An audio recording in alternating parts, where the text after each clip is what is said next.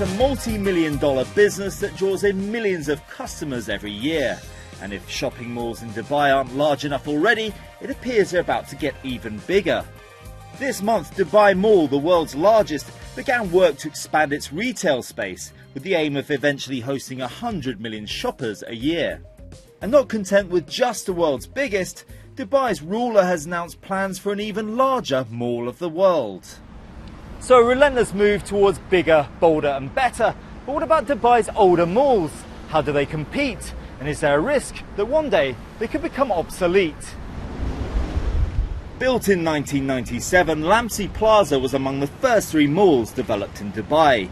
It once catered for a spread of shoppers, but amidst growing competition from the mega malls, it positioned itself as a budget destination for a mainly South Asian customer base. So I will give you 200. To tempt customers, it offers loyalty schemes, interest-free spending and a flight check-in desk for last-minute shopping or bags are ferried to the airport. But offers aside, is there really room in the market for ageing shopping centres like Lamsi Plaza? 2 floors up, senior marketing manager Kubir Malkani sets out his vision. While other malls are big, they're large in space, they have ski slopes, they have waterfalls, they have iconic entertainment. We don't have any, but we create value for the customer. Shopping in Dubai has become all based on convenience. So customer need not drive down to a Dubai mall or a Mall of Emirates. Customer will just walk across the door, open his building door and just come in and shop with us. So that's Lamsi's scenario. But what about the broader picture for small to medium-sized malls?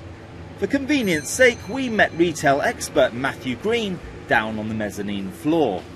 Well, certainly over the past couple of years, the strongest occupancy rates has been within the major malls. There's been a strong competition then for the community centres to be able to compete, and I think they've struggled slightly over the past couple of years with actually building their occupancy rates up.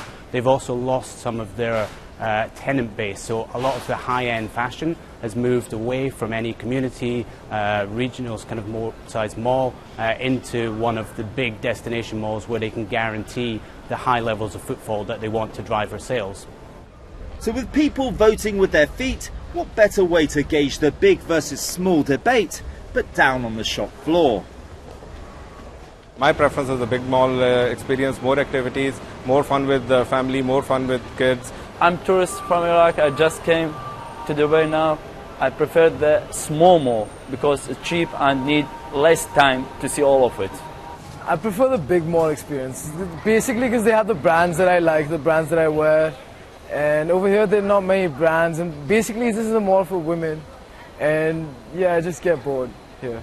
I choose smaller malls because it's more convenient. If you want to get something quickly, you just go to the shop you want. If you go to a big mall for the same shop, you'll waste a lot of time walking around. Also, there is a problem with parking.